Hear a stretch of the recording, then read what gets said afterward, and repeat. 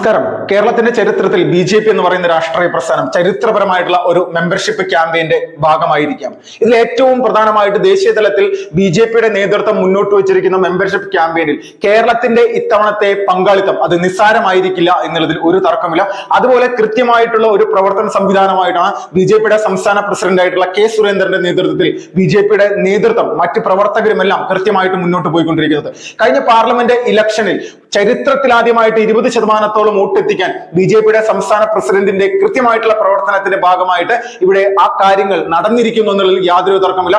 അതുകൊണ്ട് തന്നെ 10 ലക്ഷത്തോളം ക്രൈസ്തവരെ BJPയിൽ അംഗത്വം എടുപ്പിക്കുന്നതിനുള്ള പ്രവർത്തനവും ഇതിനോടൊപ്പം തന്നെ വലിയ രീതിയിൽ തന്നെ കൂട്ടിച്ചേർത്തിരിക്കുന്നു BJP എന്നുള്ളത് യാതൊരു തർക്കമില്ല. സുരേഷ് ഗോപിയുടെ തൃശ്ശൂരിലെ വിജയം തന്നെയാണ് ക്രൈസ്തവ സമൂഹത്തിന് വലിയ രീതിയിൽ BJPയോട് അടുക്കാനുള്ള ഒരു പ്രേരണയായത്. കൂട്ടത്തിൽ പ്രധാനമന്ത്രി നരേന്ദ്രമോദിയുടെ ക്രിസ്ത്യൻ സഭ മേലധ്യക്ഷന്മാരുമായിട്ടുള്ള ബന്ധവും ഇതിനെല്ലാം തന്നെ ഒരു വഴി വെട്ടിയിരിക്കുന്നു എന്നുള്ളതിൽ യാതൊരു തർക്കമില്ല. ഇപ്പോൾ ചരിത്രത്തിൽ ആദ്യമായിട്ട് BJP ഇങ്ങനെ ഒരു പ്രവർത്തനമായിട്ട് മുന്നോട്ട് പോകുമ്പോൾ ഇടത് വലത് മുന്നണികളുടെ ഭാഗത്ത് നിന്ന് നമ്മുടെ സംസ്ഥാനത്ത് നടത്തിക്കൊണ്ടിരിക്കുന്ന അല്ലെങ്കിൽ നടന്നുകൊണ്ടിരുന്ന വലിയ രീതിയിലുള്ള അഴിമതിയും ഭരണത്തിലുള്ള കെടുകാര്യസ്ഥതയും ഇതെല്ലാം തന്നെ സാധാരണക്കാരായിട്ടുള്ള ജനങ്ങളുടെ ഇടയിൽ ഭരണവിരുദ്ധ വികാരവും പ്രതിപക്ഷത്തിന്റെ നിശബ്ദതയും, ഈ പ്രതിപക്ഷം എന്ന് പറഞ്ഞാൽ BJPയെ കൂട്ടാതെയുള്ള കോൺഗ്രസ് അടക്കമുള്ള മറ്റ് ഇവിടുത്തെ മുസ്ലിം ലീഗ് അടക്കമുള്ള രാഷ്ട്രീയ പാർട്ടികളുടെ മൗനം, ഇതെല്ലാം ജനങ്ങളുടെ ഇടയിൽ വലിയ തരത്തിൽ ഭരണപക്ഷത്തെയും അല്ലെങ്കിൽ പ്രതിപക്ഷ പാർട്ടിയായിട്ടുള്ള കോൺഗ്രസിനെയും കൃത്യമായിട്ട്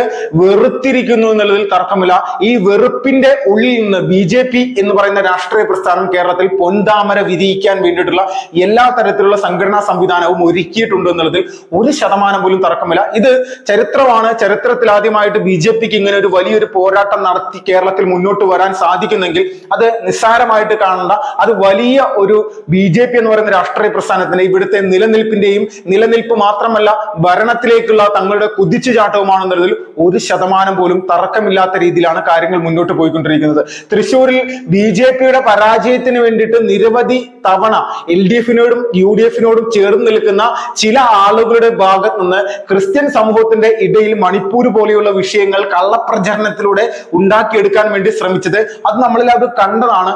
ഈ കാഴ്ചയെല്ലാം വ്യക്തമായിട്ട് മനസ്സിലാക്കിക്കൊണ്ട് ഇത് കേവലം ഇവിടുത്തെ വളർന്നു വരുന്ന ഒരു പ്രസ്ഥാനത്തിന്റെ അല്ലെങ്കിൽ ജനങ്ങളുടെ പിന്തുണ ഏറി വരുന്ന ഒരു പ്രസ്ഥാനത്തിന്റെ പ്രവർത്തനത്തെ തടയിടാൻ വേണ്ടിയിട്ടുള്ള ഒരു കാര്യമാണ് എന്നുള്ളത് ക്രൈസ്തവ സമൂഹം വ്യക്തമായിട്ട് ബോധ്യപ്പെട്ടിരിക്കുന്നു. ഇപ്പോ ആലപ്പുഴ നിയോജക മണ്ഡലത്തിൽ അതോടൊപ്പം തന്നെ ആലപ്പുഴ പാർലമെന്റ് മണ്ഡലത്തിൽ അടക്കം ഇത്തവണ ക്രിസ്ത്യൻ സമൂഹത്തിന്റെ വലിയൊരു പിന്തുണ BJPക്ക് കിട്ടിയിരിക്കുന്നു, അല്ലെങ്കിൽ ശോഭാ സുരേന്ദ്രന് കിട്ടിയിരിക്കുന്നു.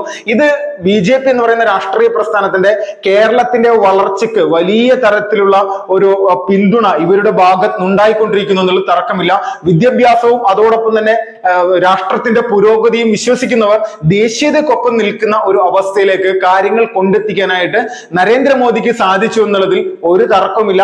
അതിന്റെ ഭാഗമാണ് കേരളം അടക്കമുള്ള പല സംസ്ഥാനങ്ങളിലും ഇതുപോലെ വലിയ വലിയ മുന്നേറ്റങ്ങൾ ഉണ്ടാക്കാനായിട്ട് ഇപ്പോൾ ഈ NDA സംവിധാനത്തിന് തന്നെ സാധിച്ചുകൊണ്ടിരിക്കുന്നത്. ജമ്മു കാശ്മീരിലെ പ്രവർത്തന സംവിധാനം ഒന്ന് എടുത്ത് കേരളത്തിലെയും ഒന്ന് എടുത്ത് പരിശോധിച്ചു കഴിഞ്ഞാൽ വലിയ മാറ്റങ്ങൾ, ഇസ്ലാമിക ഭീകരവാദികൾ അഴിഞ്ഞാടിയിരുന്ന ഈ പറയുന്ന ജമ്മു കാശ്മീരിൽ വലിയ തരത്തിൽ മെമ്പർഷിപ്പ് ക്യാമ്പയിനോടൊപ്പം തന്നെ അവിടുത്തെ തിരഞ്ഞെടുപ്പ് സംവിധാനങ്ങളിൽ പോലും കൃത്യമായിട്ട് ബോധവൽക്കരണം സാധാരണക്കാരായിട്ടുള്ള ജനങ്ങളുടെ ഇടയിലേക്ക് മുന്നോട്ട് വെച്ചുകൊണ്ട് 90 സീറ്റിൽ 40 മുസ്ലിം സ്ഥാനാർത്ഥികളെയാണ് BJP കശ്മീരിൽ മാത്രം നിർത്തിയിരിക്കുന്നത്. അപ്പോൾ നമ്മൾ മനസ്സിലാക്കണം എത്രത്തോളം ഇവിടുത്തെ മുസ്ലിം സമൂഹം പോലും രാജ്യത്ത് BJPയോട് വ്യക്തമായിട്ട് അടുത്തിട്ടുണ്ട്.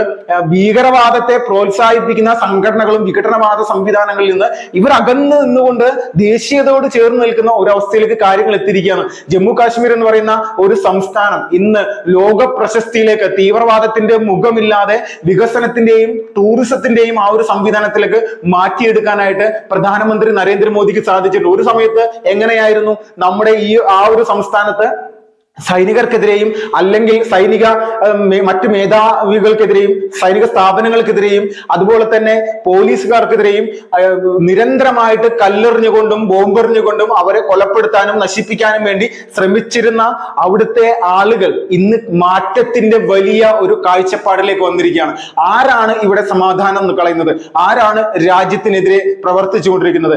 ഇന്ത്യ മഹാരാജ്യത്തിൽ നിന്ന് 1% പോലും വിട്ടു മാറി നിൽക്കേണ്ട ഒരു സംവിധാനമല്ല ജമ്മു കാശ്മീർ എന്ന് പറയുന്ന ഒരു സംസ്ഥാനം, ആ സംസ്ഥാനം ഭാരതത്തിന്റെ അവിഭാജ്യ ഘടകമാണെന്നും പാകിസ്ഥാൻ നിരന്തരമായിട്ട് ഇവിടെ ശ്രമിച്ചുകൊണ്ടിരിക്കുന്നത് വിഘടനവാദത്തിന്റെ അപ്പകഷ്ണങ്ങൾ തങ്ങളുടെ വായിലേക്ക് ഇട്ടുതരാൻ വേണ്ടിയിട്ടാണ് അവർ നിരന്തരമായിട്ട് ശ്രമിച്ചുകൊണ്ടിരിക്കുന്നത് എന്നുള്ള ഒരു ഉത്തമ ബോധ്യത്തിലേക്ക് നരേന്ദ്രമോദിക്കും കേന്ദ്ര സർക്കാരിനും ആ കാരണം കൃത്യമായിട്ടും വ്യക്തമായിട്ടും അവിടുത്തെ ജനങ്ങളുടെ ഇടയിൽ ബോധ്യപ്പെടുത്താനായിട്ട് സാധിച്ചു.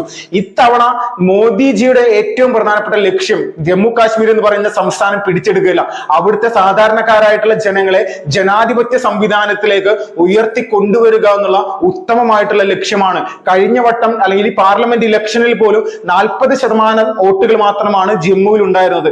പാർലമെന്റ് ഇലക്ഷന് ശേഷം നിയമസഭാ ഇലക്ഷൻ അവിടെ പ്രഖ്യാപിച്ച സമയത്ത് ആർട്ടിക്കിൾ 317 എന്ന് പറയുന്ന സംവിധാനം ആ സംസ്ഥാനത്ത് നിന്ന് മാറ്റിയതിനു ശേഷം അവിടെ ഉണ്ടായിരിക്കുന്ന വികസനവും അതോടൊപ്പം തന്നെ ലോകരാജ്യങ്ങളുടെ വലിയ ശ്രദ്ധയും ഭീകരവാദത്തിന് ഉപരിയായിട്ട് ഒരു നാടിന്റെ പൈതൃകം അത് എത്രത്തോളം വലിയ രീതിയിൽ അവിടുത്തെ ജനങ്ങൾക്ക് മുന്നിൽ ബോധ്യപ്പെടുത്തണം, അല്ലെങ്കിൽ അതോടൊപ്പം തന്നെ വികസന മുരടിപ്പ് മാത്രം ഉണ്ടായിരുന്ന ഒരു പ്രദേശത്ത് തോക്കിന്റെയും വാളിന്റെയും ബോംബിന്റെയും ഇടയിൽ നിന്ന് ജനങ്ങളുടെ ജീവിത നിലവാരം ആ ഒരു ക്ഷേമത്തിലേക്ക് കൊണ്ടെത്തിക്കാൻ രാജ്യത്തിന്റെ പ്രധാനമന്ത്രിക്ക് സാധിച്ചു എന്നുള്ളതാണ്. അപ്പോൾ ഈ സംവിധാനത്തെയാണ് യഥാർത്ഥത്തിൽ നമ്മുടെ രാജ്യം മനസ്സിലാക്കേണ്ടത്, രാജ്യത്തെ സാധാരണക്കാരായിട്ടുള്ള ജനങ്ങൾ മനസ്സിലാക്കിക്കൊണ്ടിരിക്കുന്നത്. മോദിജി മുന്നോട്ട് വെക്കുന്ന ആശയം അത് ദേശീയത മാത്രമാണ്.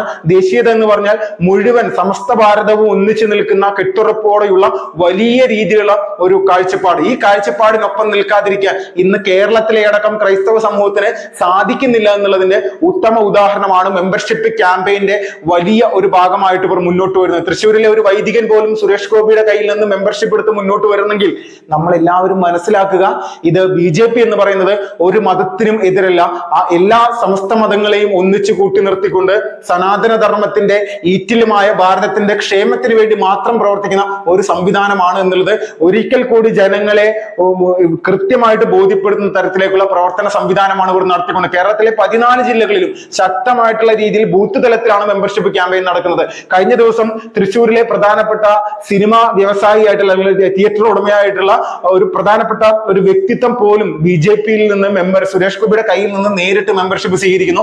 അതോടൊപ്പം തന്നെ പല സ്ഥലങ്ങളിലും പാർട്ടി ഗ്രാമങ്ങളിൽ നിന്ന് പോലും BJP-യിൽ അംഗത്വം എടുക്കാനായിട്ട് നിരവധി ആളുകൾ മുന്നോട്ട് വരുന്നു. അപ്പൊ ഈ പാർട്ടി ഗ്രാമങ്ങളിൽ പോലുമുള്ള സഖാക്കന്മാർക്ക് പോലും ബോധോദയം ഉണ്ടാകണമെങ്കിൽ നമ്മൾക്ക് മനസ്സിലാക്കാം BJP എന്ന് പറയുന്ന രാഷ്ട്രീയ പ്രസ്ഥാനം ഇന്ന് രാജ്യത്ത് ഉണ്ടാക്കിയെടുത്തിരിക്കുന്ന മാറ്റം അത് നിസ്സാരമല്ല എന്ന്. കഴിഞ്ഞ പാർലമെന്റ് ഇലക്ഷനിൽ കണ്ണൂർ ജില്ലയിലെ പല പാർട്ടി ഗ്രാമങ്ങളിലും ചരിത്രപരമായിട്ടുള്ള ഒരു വോട്ട് വർദ്ധിപ്പിക്കലാണ് BJP നടത്തിയത്. ന്യൂനപക്ഷ പ്രീണനം കൃത്യമായിട്ട് മനസ്സിലാക്കിയ പാർട്ടിയിലെ പ്രധാനപ്പെട്ട സഖാക്കന്മാർ അവര് താമര ചിഹ്നത്തിന് വോട്ട് ചെയ്തിരിക്കുന്നു. പാർട്ടിക്കുണ്ടായിരിക്കുന്ന വളർച്ച എന്നുള്ളത് അത് നിസ്സാരമായിട്ടുള്ള കാര്യമല്ല എന്നുള്ളത് ഒരു തർക്കവുമില്ല. അപ്പൊ ഈ രീതിയിലേക്കുള്ള സംവിധാനമായിട്ട് BJP-യുടെ സംസ്ഥാന നേതൃത്വം K. സുരേന്ദ്രൻ ഇപ്പോഴും മുന്നോട്ട് പോകുമ്പോൾ വലിയ പ്രതീക്ഷയാണ്. ത്രിതല പഞ്ചായത്ത് ഇലക്ഷനിൽ BJP ചരിത്രപരമായിട്ടുള്ള വിജയത്തിലേക്ക് എത്താൻ സാധിക്കും. നിയമസഭാ ഇലക്ഷനിൽ 30 സീറ്റുകൾക്ക് മുകളിലേക്ക് BJP-ക്ക് പോകാനുള്ള എല്ലാവിധ സാഹചര്യവും ഒരുക്കിയിരിക്കുന്നു K. സുരേന്ദ്രന്റെ നേതൃത്വത്തിലുള്ള BJP-യുടെ സംസ്ഥാന ഘടകം എന്നുള്ളതിൽ യാതൊരു തർക്കമില്ല. Vipin Lal, fast reports.